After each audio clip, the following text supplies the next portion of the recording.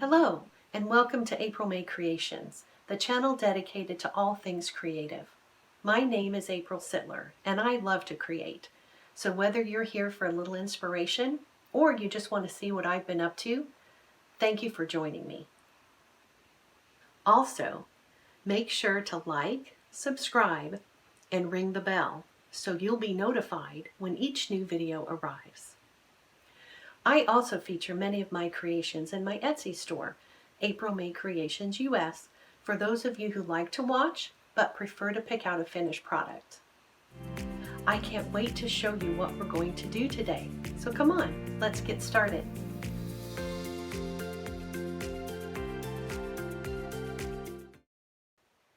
Hello everyone, thank you for joining me today. We are going to do a home decor project today. I have a cabinet. It's a set of furniture that I've had for many years from Ashley. So it has a table and 4 chairs, and then it has this dish cabinet. And I repurposed this dish cabinet as my craft cabinet. And because my tastes have kind of evolved over the years, I have found that I wanted just a little bit different look on the cabinet in my new space. So I was thinking about how I could upscale this piece of furniture without having to get rid of it or getting a new one. So I wanted to see how I could repurpose it effectively. And I noticed that this piece of furniture has these little quadrants, and that's really the main place where the fruit is, which is the pattern I kind of wanted to change. And so I looked online for something that I could use to cover those quadrants with to give it a brand new look, and still be an effective piece in my craft space. So I looked on a lot of different places. I looked at Walmart, I looked at Target, I looked at the Dollar Tree, and I looked online with Amazon, and I looked for things like peel and stick wallpaper, contact paper, removable shelf liner, or removable contact paper, and even in the craft vinyl section, right? Like the craft vinyl with Cricut or Paper Studio at Hobby Lobby, or I think there's a Silhouette or another. There's all kinds of brands now of contact paper. Even the Dollar Tree or Tuesday Morning will have the vinyl that you use on the cutting machines. And so what I settled on is I wanted something with a little bit of the yellows and a little bit of the green so that I could pull those colors out, because I really didn't want to repaint the whole cabinet. I wanted to just be a simple little upgrade that would give a whole new look to my space. So I settled on this. This was on Amazon. It was Peel and Stick Wallpaper by Hook Home Wallpaper, and that's spelled H-A-O-K H-O-M-E. And they had quite a few really pretty designs. So this was the most economical for me.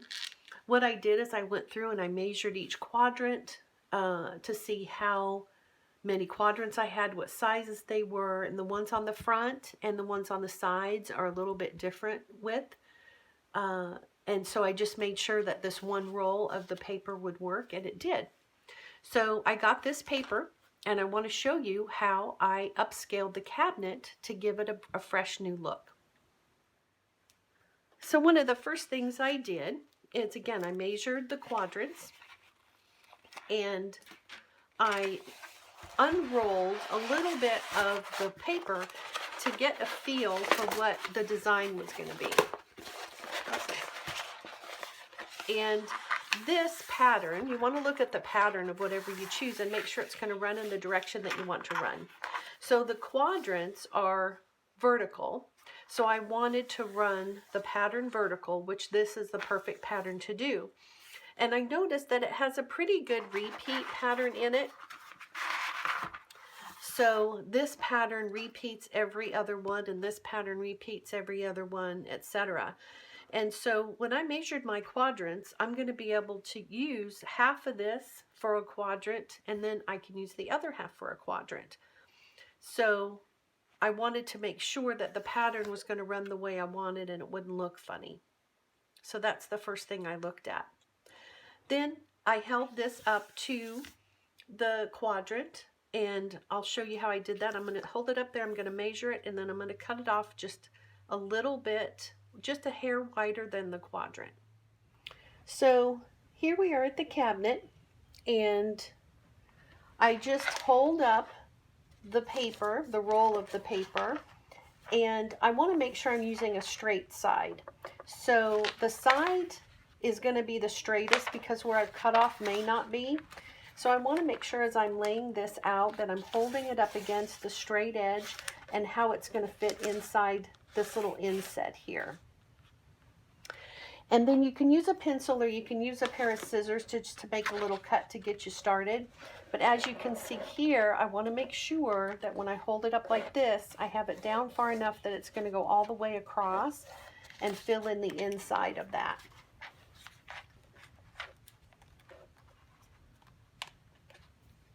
And I'm going to cut it just a little bit wider. So I'm going to measure just a little bit wider than the opening, not a lot. And then before I cut it across, I'm just going to double check that where I made my cut is going to work. Yeah. Okay. So now I'm going to go over to my table. I'm going to cut this off with my straight edge, and then I'll be back to put it on, show you how I applied it to the cabinet. Okay. So now the great thing about this paper is it has this nice little grid on the back that you can use to cut. So where I happened to cut this was on a line, or where this measured out correctly was on a line. So I'm just going to cut along the line. And I don't need to use either my cutter or do a straight line to make sure it cuts straight. Okay? Now the next thing I'm going to do is measure the center so I can just make sure, but I'm pretty sure when I did my quadrant measuring that I can do half on one and half on the other. So I'm just going to take my ruler and measure across the inside of the quadrant, and then I'll come back here and we'll cut this in half. So if I measure over 7 5/8, 1, 2, 3, 4, 5, a little over 7 1/2, then it's going to come out to about here. And so that is actually less than half. So these side quadrants are just a little bit skinnier. So I'm going to cut it just a little bit wider again so that I have a little bit to work with on the edge of the quadrant.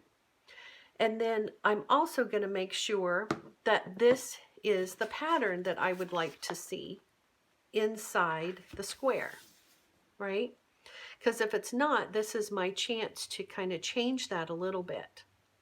So I could, for example, move it over here a little bit, and I could get this entire tree, and then part of this would be cut off. Or I could, and then that still would leave enough on this other side, as you can see, at 7, a little bit 7 1/2, a little bit greater. That would still leave me plenty of room over here for this whole tree to show. So I kind of like that. So I think what I'm going to do is actually cut this off right here at the edge of that branch that comes out with those colors. And then I can put this whole design here on that section.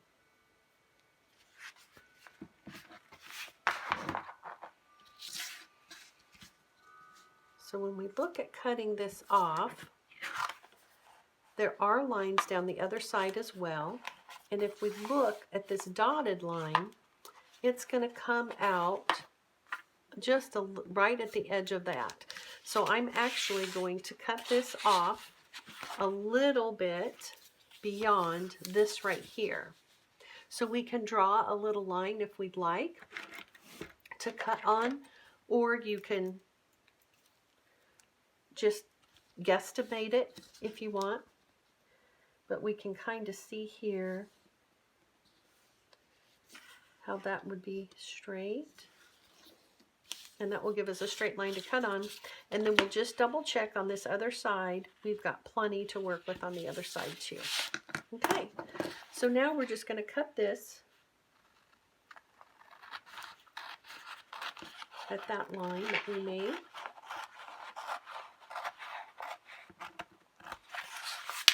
Okay, so that's going to be for the other side. And in fact, as I'm looking at this, just to give you an idea of what I'm thinking, I like how these come out from this edge in here and these come out from this edge in here, and I have to do both sides of the cabinet. So I think what I'm going to do is I'm going to use this side for the left side of the cabinet and this side for the right side of the cabinet. That way, and you'll see when I lay this up there again, the branches will come out from the back edge of the cabinet and come forward in both cases. And so I think that will be a really neat look. So I think that's what I want to do with that. Okay, so now that we have this piece of paper cut out to the size we need, it fits over that a little bit wider than what I would have preferred, but that's okay. And then we're going to slide it over this way just a little bit. So I'm actually now going to line it up with this side instead of this one, and we'll cut this extra off. Okay, so now what the tools that you'll need for this are some kind of little, they're called burnishers or scrapers. This one, I don't even know where it came from. I probably got it in a free little craft class or something, but this is a crafterdepot.com one.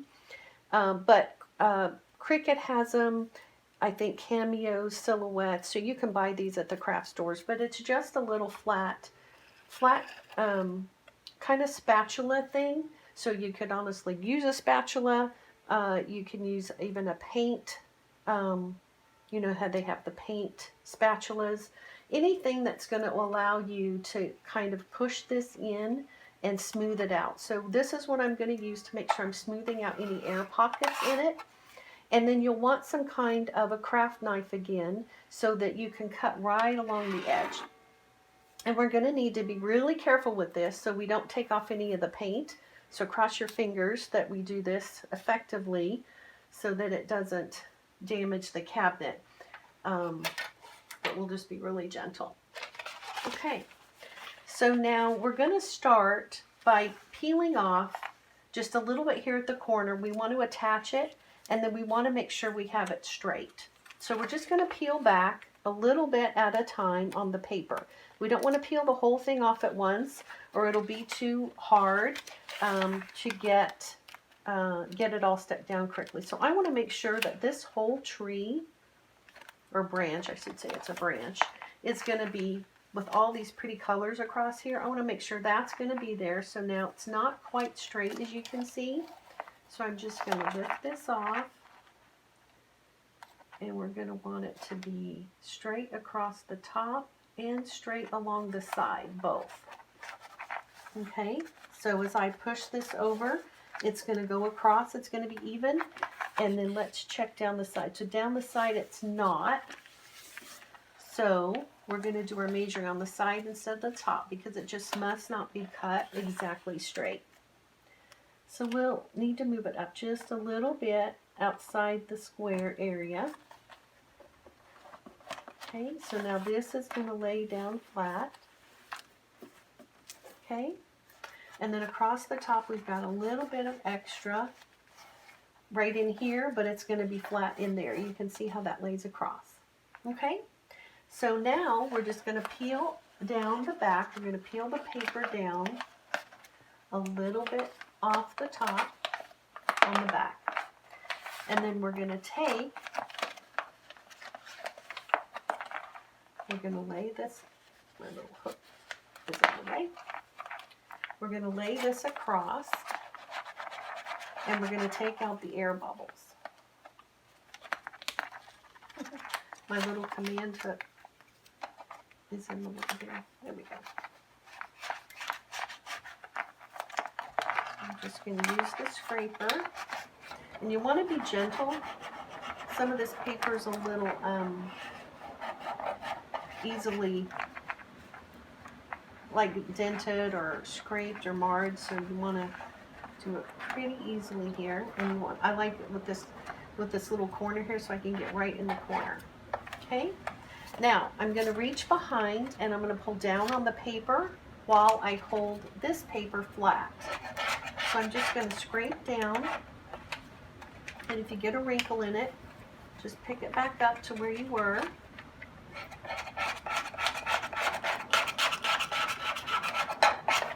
And then use your fingers if you need to push out any air bubbles.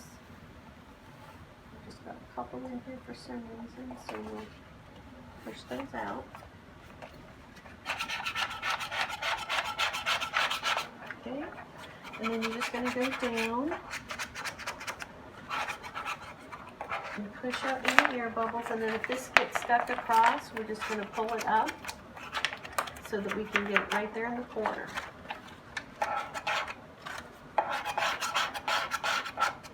So you want to come from the center and go out to the edge.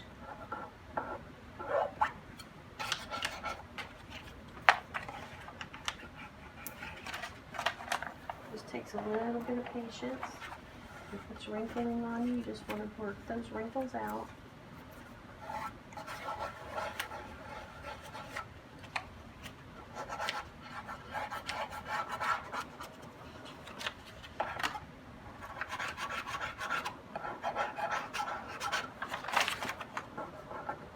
For some reason, this is getting bubbling in it for me.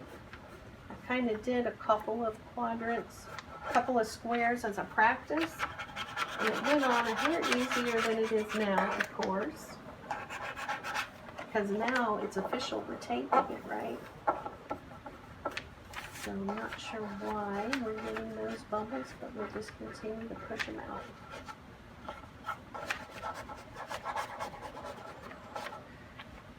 Seems as though they're forming in the middle, so I'll make sure that I scrape the middle down first.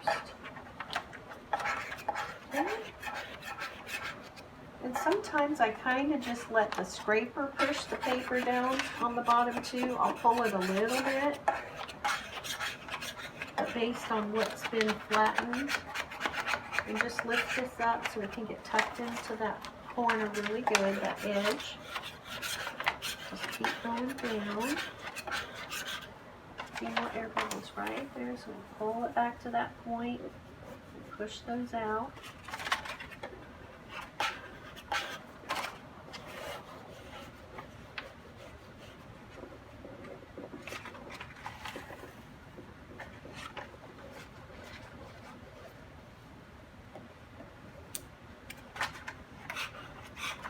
It's kind of like doing a cell phone screen, but a little bit bigger area.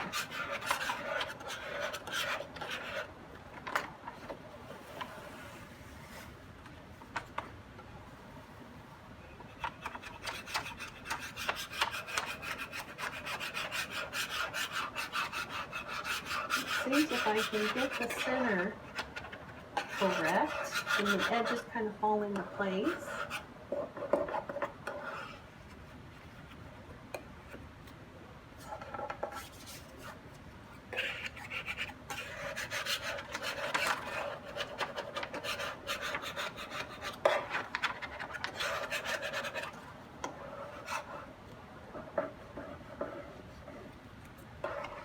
Okay, so we're almost to the bottom here. Go ahead and let that drop, and then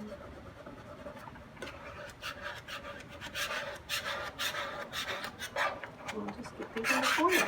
Okay, so now once you have that adhered into the center area that you wanted, and a few air bubbles on there won't hurt anything. Okay. Then we're going to come back through with the craft knife, and we're going to cut out the paper. So I'm going to put my knife right up here in the corner, because I want it to be flat on this surface, but I don't need it to be up underneath. And I'm going to put it here. I'm going to drag it, just put gentle pressure on it. Sure. Because this paper is pretty lightweight, so we'll just stay there.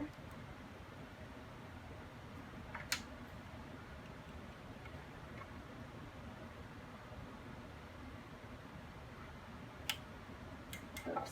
Be careful your knife doesn't sit on the edge of the...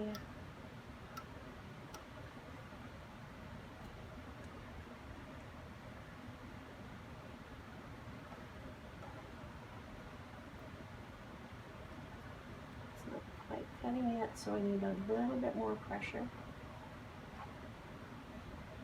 So it's easier to add more pressure than to have too much pressure.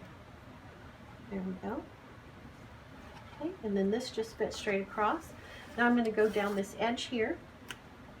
So again, I want to make sure that it's fully in the corner and flat all the way down.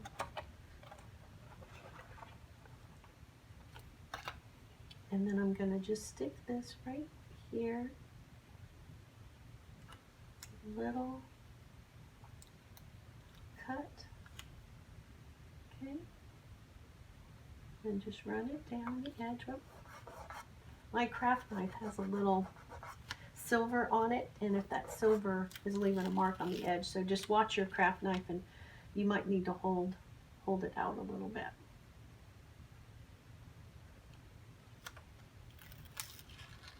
Okay.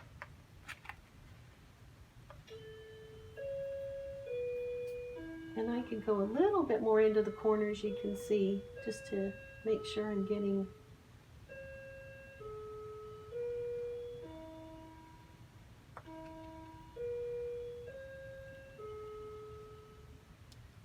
I'm just leaving it just on the back side.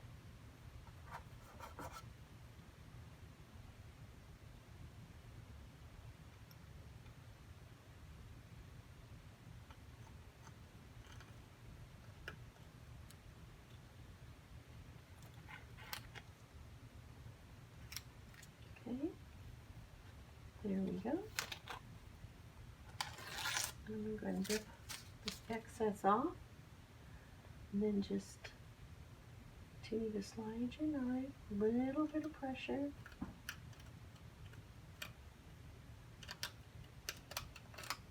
Just so it cuts through the paper but doesn't hurt the paint. Okay, so when we get down here to the corner, we're just going to make sure it's all the way in the corner.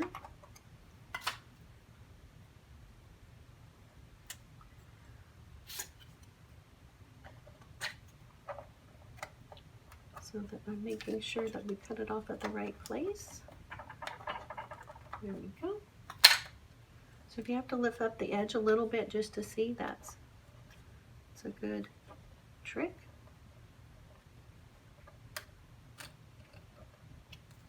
Okay. And make sure we're in this groove all the way across.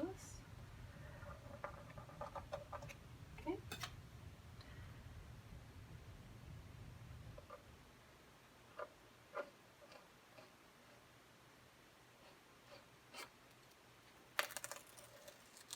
There we go. I came out just a little bit, so I can just come back to where it starts to veer off. Start my cut again.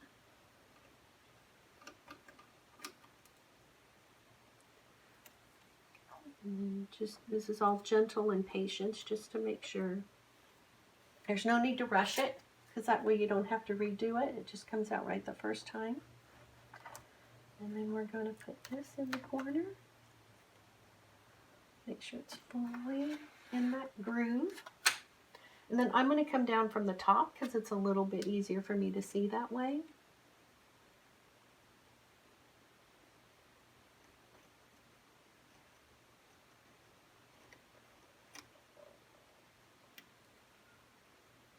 And if you have to do it a little section at a time, that's fine. If you can go all the way down, perfect. But mine was, I felt a glitch, so I needed to.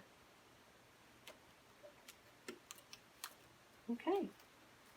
So now all of that's off, so I'm just going to come in here and make sure this is all in the corners effectively. I'm going to cut just a little bit more out of this corner.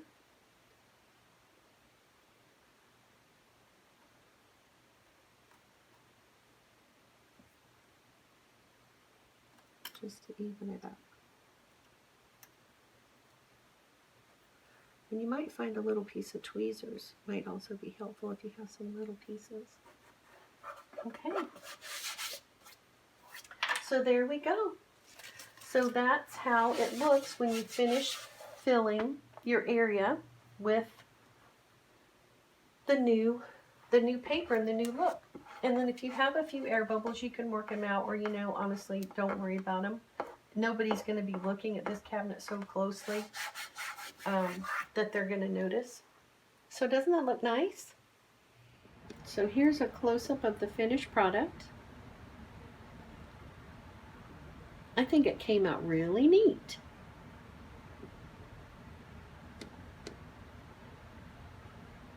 Now I've got 12 to finish, and then I'll show you the finished product.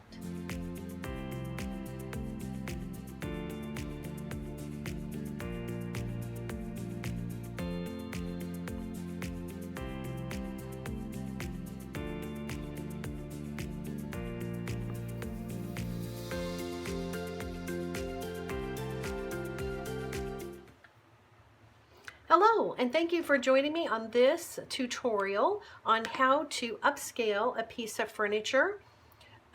In this case, it was a piece of furniture, but you can use this removable wallpaper, the contact paper, really on any smooth surface. Make sure the surface is smooth and dry, all nice and clean, so everything will stick well. But you can cover any kind of wood projects, plastic projects, anything at all with this to do a nice little upscale on an older item and make it new. Just a couple of things I wanted to recap for you is so that you can just have the best success, to make sure I said everything. So you want to make sure you have plenty of light to do this, so you can see where you're cutting and trimming and see where any air bubbles are. Also work with a small surface at a time. So if you have a little excess, like on some of the quadrants after I cut this in half, I had this much on the outside. I went ahead and cut it off so that I was only working with the area that I wanted to work with. Always lay down each piece with the straight edge. So you know there's the edge you cut off, right? And then there's the edge that came with the piece of paper, you know, where the edge is perfectly straight. Always use that as your point of reference, just to make sure that all of your patterns go up and down straight or side to side straight as you want them to. Also, I took a little extra time as I cut out my pattern. I positioned it on the project just to make sure that's how I wanted it to look when it was all done. So since I had 3 squares on top of each other, I did change up some of the patterns after I had cut them to do them a little bit different. So make sure you're looking a step or two ahead of yourself just to make sure you're on the right track. If you're unsure about trying this on the object that you want to do it on, you know, try it on something else first just to practice and just to kind of see how it goes. And the last thing is, if you have any extra of this paper rolled up, or maybe you can't do the whole project at one time, just make sure it's really tightly rolled. It stays tightly rolled together and banded because it starts to separate, as you can see here from the backing, and it'll get wrinkles and bubbles in some places. So just make sure whatever you have left over, you've stuck your finger in here, you've tightly rolled it as tight as you can get it around so that you can band it really tight and it doesn't loosen up on you. And then remember, each project helps us learn something about the project, about how to do something, or even about ourselves. So whether you succeed or fail really isn't always the objective. Just trying something new, especially if you're unsure about it, will help you expand and grow. So let me know what you learned about this process on the Facebook page at April May Creations. Until then, have a wonderful time crafting, stay inspired, and we'll see you next time on April May Creations. Thank you for spending time today with April May Creations. If you enjoyed this video, please like and subscribe and share it with people in your life who need a little creative inspiration to make something fun. Thank you for watching, and we'll see you next time on April May Creations. I have a variety of videos for you to check out next, featuring handmade projects, secrets to stress-free crafting, easy organization, and so much more. If you are not the maker type, check out my Etsy store, at April May Creations US, where I take custom orders and offer many of these finished products for sale.